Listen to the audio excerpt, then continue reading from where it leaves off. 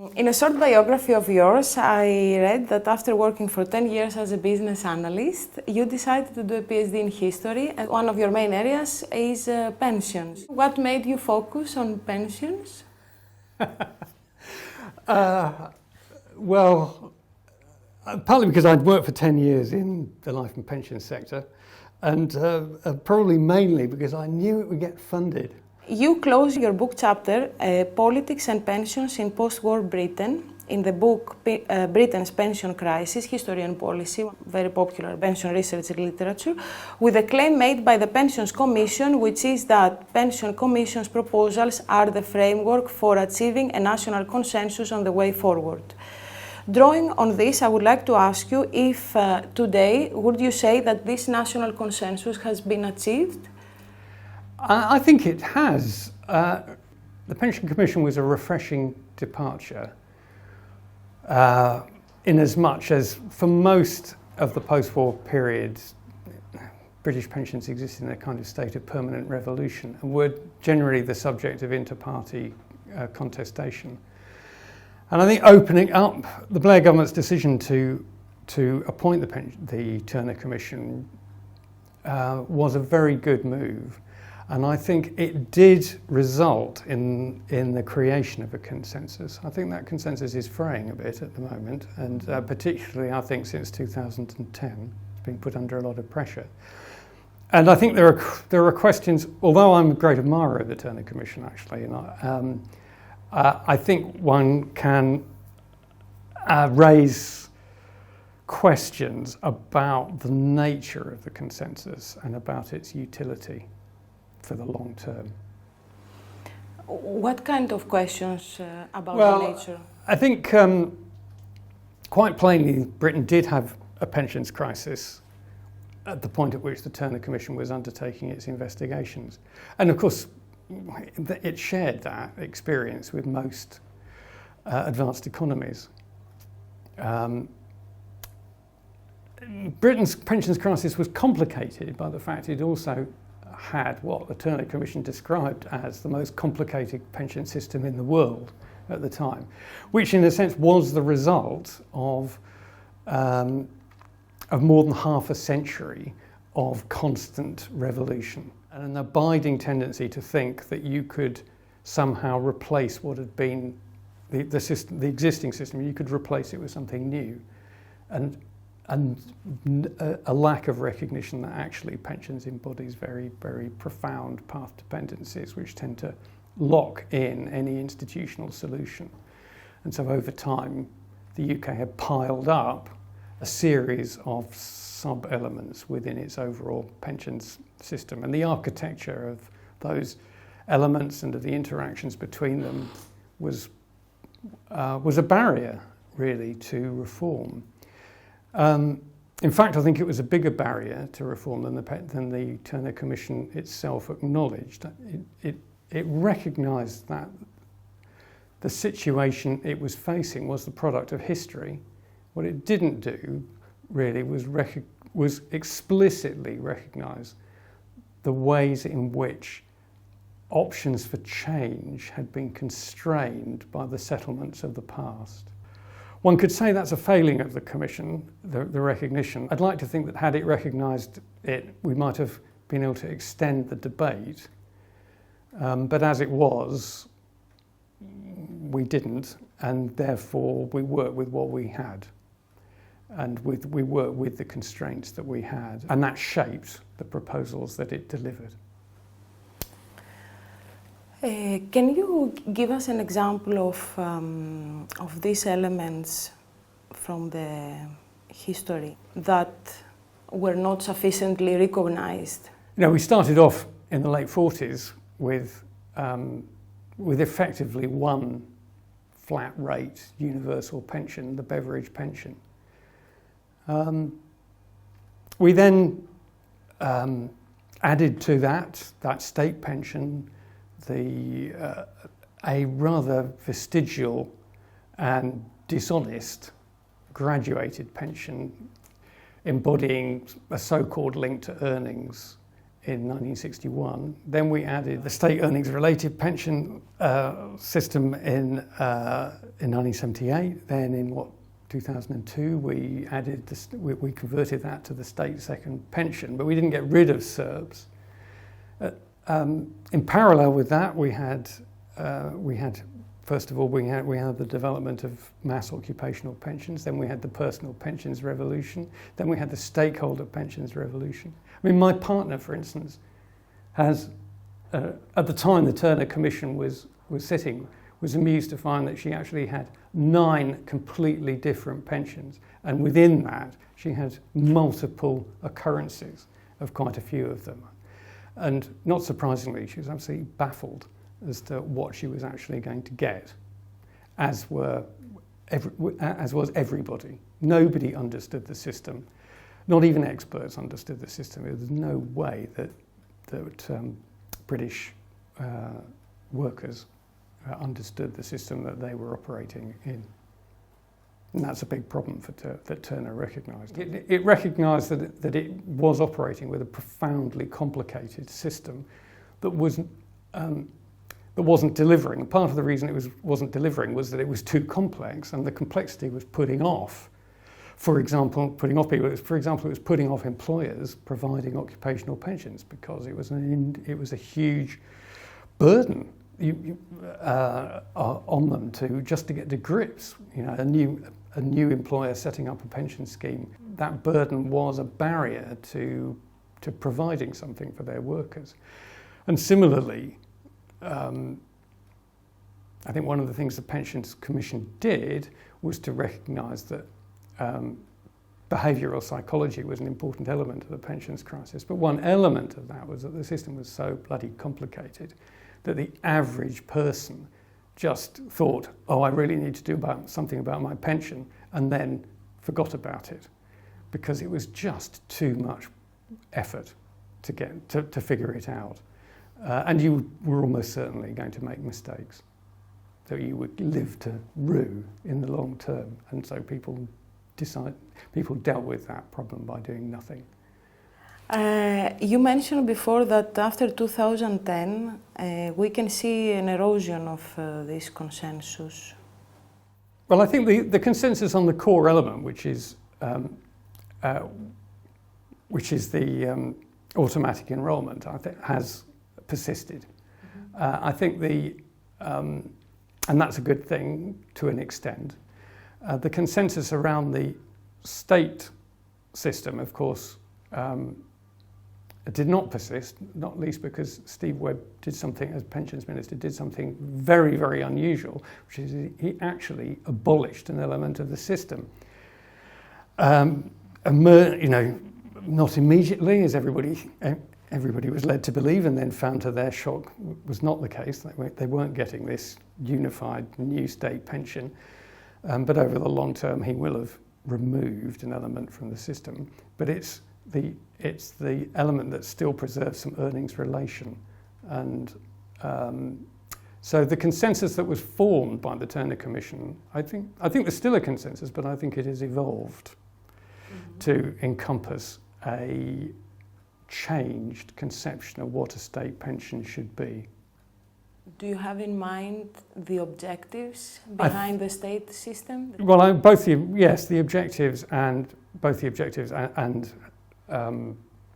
the actual outcome, which is in effect we went back to Beveridge, which was to have a flat rate state pension at a fairly minimal rate, thus leaving a very significant space for individual initiative, thrift, voluntary provision, one way or another. Personally, I regret that slightly, more than slightly, in fact. I would like to ask you if there are any positive outcomes from establishing a scheme like NEST, a state-run DC workplace pension scheme. Without a doubt. Well, no, let me rephrase that. I think there had to be a state-run backstop. And in that sense, NEST was a necessary element of reform. We could have a long conversation about whether it should have been DC, and that, for me, is what is the big failing of the new settlement. A more general question: why NEST has been successfully implemented? In the sense, why actors like the pensions industry and the trade union accepted NEST? Of course, the pensions industry wasn't very keen on the idea of NEST. There was a lot of institutional resistance from existing private pension providers for obvious reasons of self-interest. On the other hand, at various points since the Second World War, some illusions about the desire of private pension providers to provide pensions for everybody have been exposed. And I think they were exposed again. The reality is that private pension providers want to provide pensions to certain workers, but not all workers.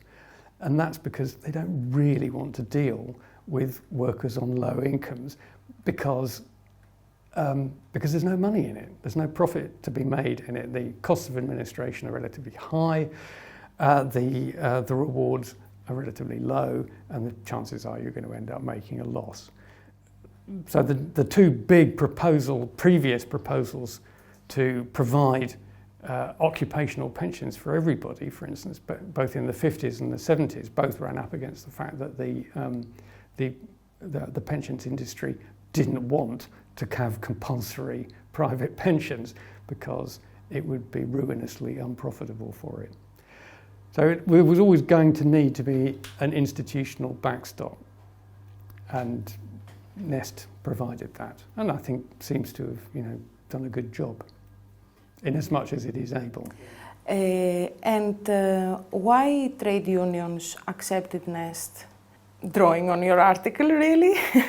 In 1954, when there was a proposal about a superannuation scheme where everybody will be involved, was rejected. Well, I think the context had changed. Mm-hmm. So trade unions in the 1950s, and indeed in the 1970s, when they were defending existing occupational schemes, they didn't want that replaced with a state-run alternative because it would almost certainly reduce the benefits that their members would receive. So they were very keen to defend the existing defined benefit settlement, both in the 50s and the 70s. What had changed, of course, was that defined benefit settlement was in the process of implosion. And auto-enrolment into DC was, I don't think was any trade union's ideal, but it was a lot better than nothing. Mm-hmm. And hence they tended to support it. Let's now see the automatic enrollment and behavioral economics. Okay. So you mentioned also something before about the influence of behavioral economics, the combination of psychology and economics. And what we have seen is that there is an increasing influence of behavioral economics in pension policy. To what you will attribute this increasing influence of behavioral economics and policy? So I think that's an easy question to answer. Okay. And it's John Hill's. Yeah. So I think his presence on the Turner Commission was absolutely decisive. I don't know who chose him or why he was chosen, but he was a very good choice. Okay. And I think he injected into the deliberations of the Pensions Commission a very clear agenda around behavioural economics and on how it could explain elements of the problem that the nation was facing and be utilised in constructing a solution. So you cannot see any risks or challenges by relying on behavioral economics to reform a pension system. You know, the great insight was automatic enrolment, and in a sense, you know, actually, in many ways, a more rational solution to the problem would have been compulsion, because as soon as you say we're going to auto-enroll, you're creating the possibility that people will opt out, and that then creates a long-term possibility of poverty, which probably is going to generate demand for state spending. Whereas compulsion, you can kind of get around that. But the reality is that in the context of a political economy which was quite resistant to compulsion, the next best thing was probably automatic enrolment, because if you just left it if you put the onus on the individual, or even on small companies, or on companies, most of which were small, then you were just going to embed the existing problem, which was a lack of engagement. Whereas auto-enrolment was a rather neat way to square that circle, I think. And you know, I mean, I remember reading the report and thinking, yes, I think that's a very creative use of the insights of behavioural economics to address a public policy problem. So now I would like to move on to the state pension. What do you think are the main drivers pushing for a more generous flat rate state pension, given the persisting affordability issues? Steve Webb's construction of the new state pension reflected a strain of liberal thought, which has been very, which we find pretty consistently in British pensions, and you know, going right back to Beveridge. That I applaud Webb for making the system simpler, and I think that was the right thing to do. But let's not kid ourselves, it's not generous. It's very minimalist, and it only makes sense with top-up provision. Yeah. And therein lies the problem, that we don't have 100% top-up. There are obvious problems for the future there. It's cleared away a lot of the undergrowth of state pensions, and in that respect it's a good thing. But it's not worth much in the greater scheme of things. And I think over time what might happen to it is rather what happened to the original flat rate pension, which is that its value will deteriorate. In the absence of 100% top-up coverage, yes, yeah. I mean, to be honest, I don't think we're going to get away from means-tested supplementation even now, and you know, I'd be very surprised if it disappears over the long term. Now, about the return to a flat rate pension, if you can see something in terms of facilitating any conception of social democracy? Yes and no. You know, when the flat rate pension was introduced in the late 40s, one can see it as a kind of social democratic settlement in its equality. Everyone gets the same pension. The problem, which very, very rapidly became apparent in the 1950s, was that was everybody had the same set share in poverty, and therein lay a problem. And so, in theory, the flat rate state pension is completely consistent with social democracy, but it all depends at what rate it is set and whether that rate is maintained, I think. Because actually, if you look at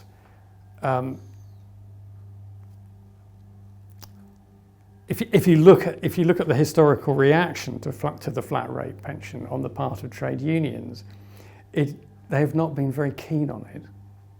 What they wanted to do is to get something better for their members, and that's why they were always attracted to earnings-related pensions, because in the heyday of trade unionism you could bargain for higher wages, but in doing so you were also bargaining for higher pensions. And to an extent that is still true, even despite the weakening of trade unions. Certainly true in the public sector. Private sector is a different issue, I think. But I don't think that's why I don't think the flat rate pension is by definition consistent with social democracy, because I don't take social democracy to mean poverty in old age. Oh, I would like to close with a few questions about pensions as opposed to other areas of welfare provision, and in particular social care and working age benefits. Do you think that there is something with pensions that made the reform happen as opposed to other areas like social care reforms? Why do you think? Okay, so I think there are probably two parts of the explanation for that. I would say this isn't something I know a huge amount about, but I would say the key difference between pensions and social care is everybody needs an income in old age, but not everybody needs social care. So that instantly distinguishes the two, I think, and it makes it more difficult to address the issue of social care. But the bigger factor, of course, is the transformed economic environment. That the pension reforms that flowed from the consensus of the early 2000s, they were constructed in good times. Social care has been constructed in a time of profound austerity with a much greater pressure or pressure of longevity, precisely because we're 10 to 15 years further into the ageing population. And I think probably in combination those have been profoundly problematic for social care. I mean, it is a great regret that we haven't managed to do something about social care. And the other thing, of course, is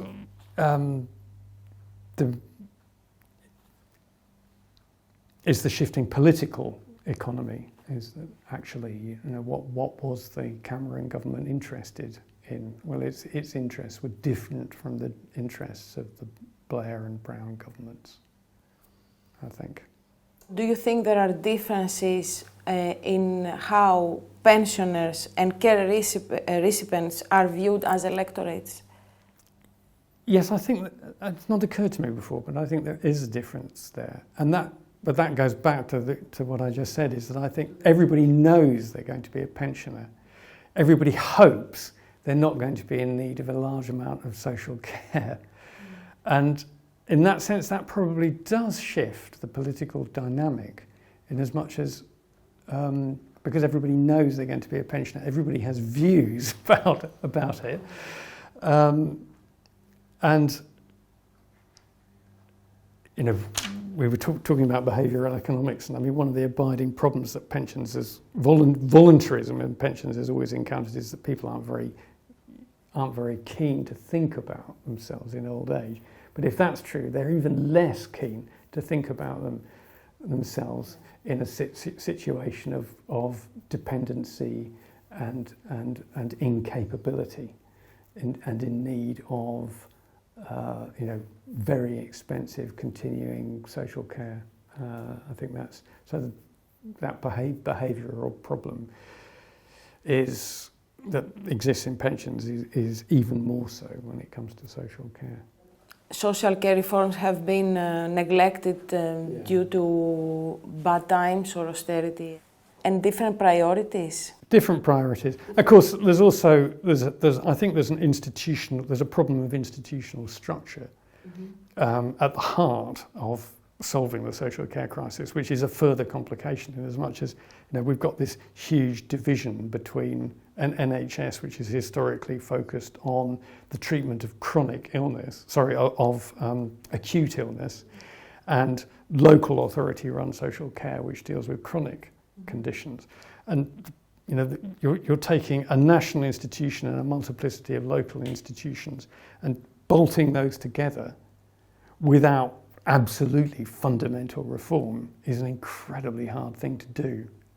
I think that's another part of the dimension of the crisis that's facing us in social care. Yeah.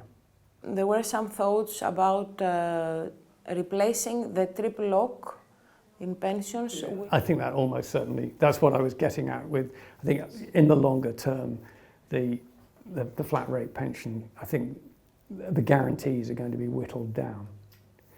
So at the moment, everything looks good because the triple lock means, in effect, they're going to constantly rise as a proportion of average earnings.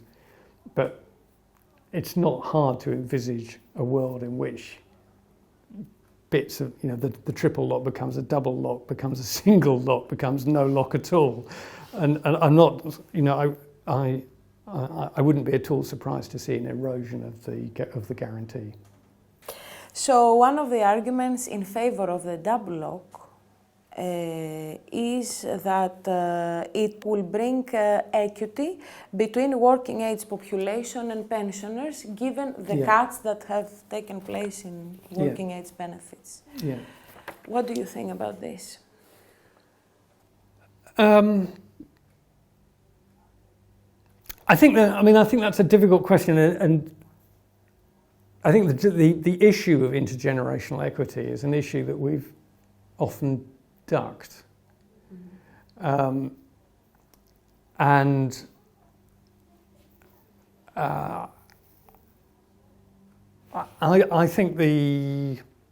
I think one of the reasons I think the guarantee will be whittled away is, one thing is I don't see the economic situation getting better.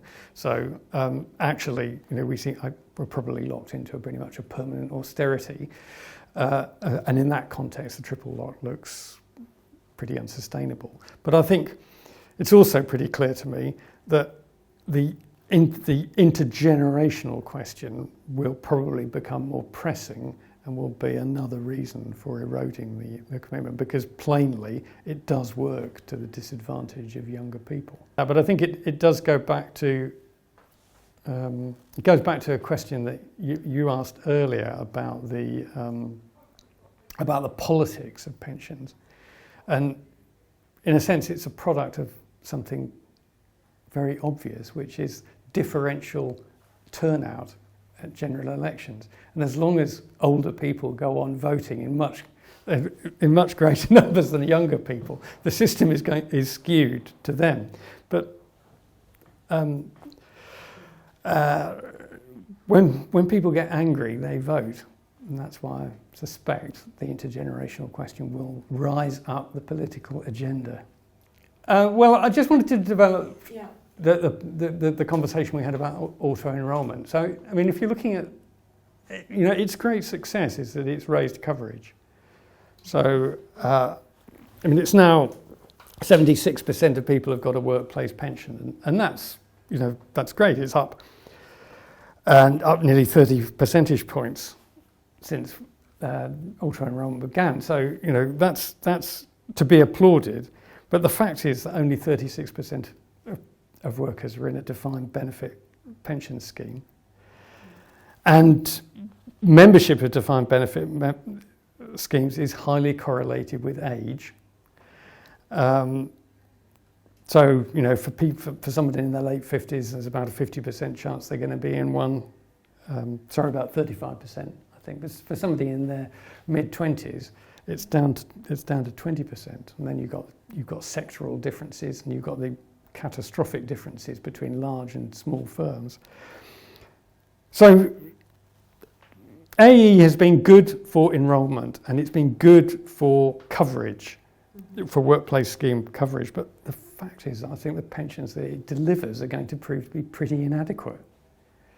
And the danger is that we applaud ourselves because coverage is increasing and for the success of auto-enrolment without thinking about actually what sort of pension are people going to get at the end of it.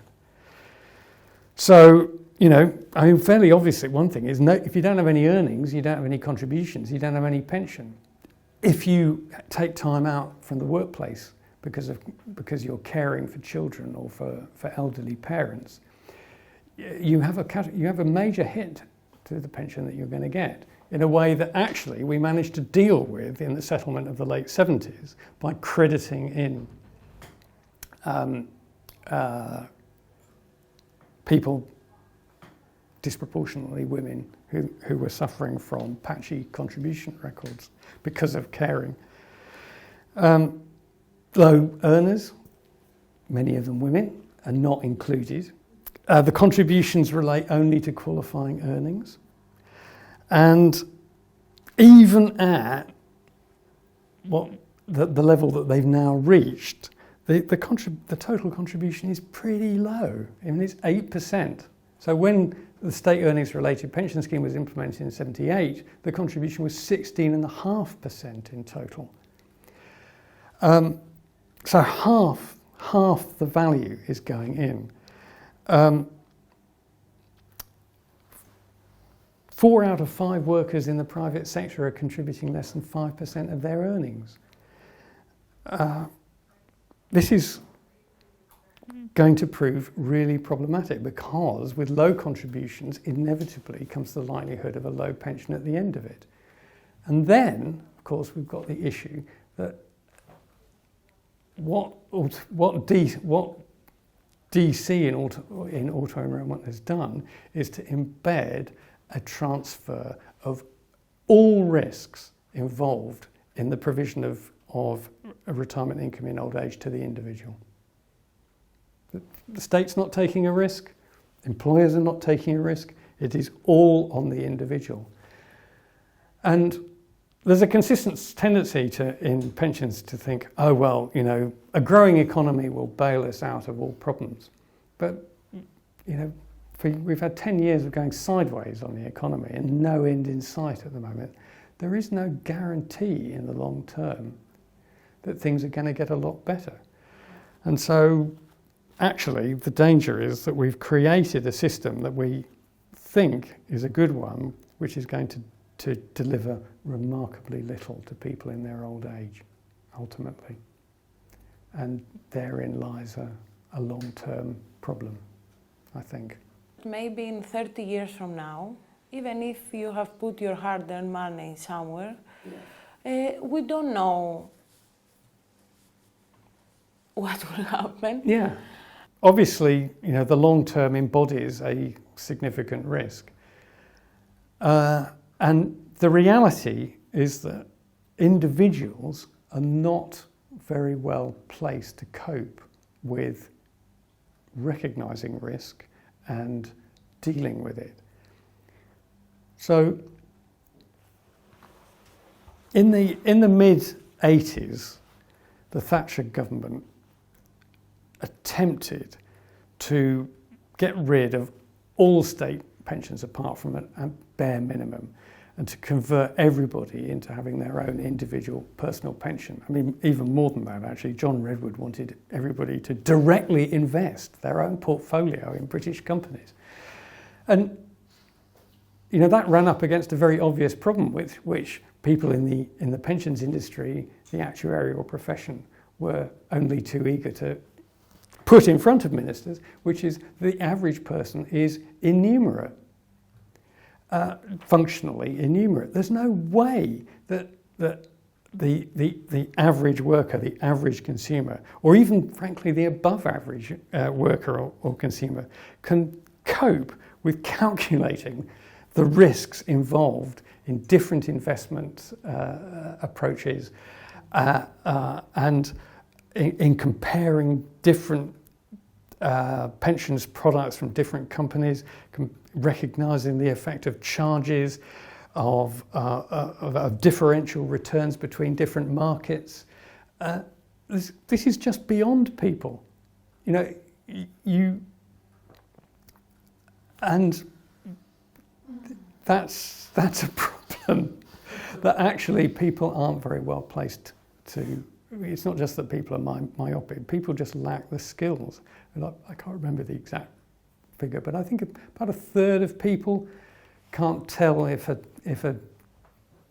2-pint bottle of milk at £1.05 is better value than 2 1-pints at 51p. I mean, that's catastrophically low levels of numeracy within the population. But somebody might tell you now there is the default fund, so they don't need to know anything. No, they don't. They don't. They can go with the default, and that's fine. And that was the right thing to do, to have a default option. Absolutely. But the reality is that if things go wrong, who pays the price? It's the individual that pays the price, and that's why I mean that individuals are not very. They're not necessarily in a position to deal with it if it goes wrong.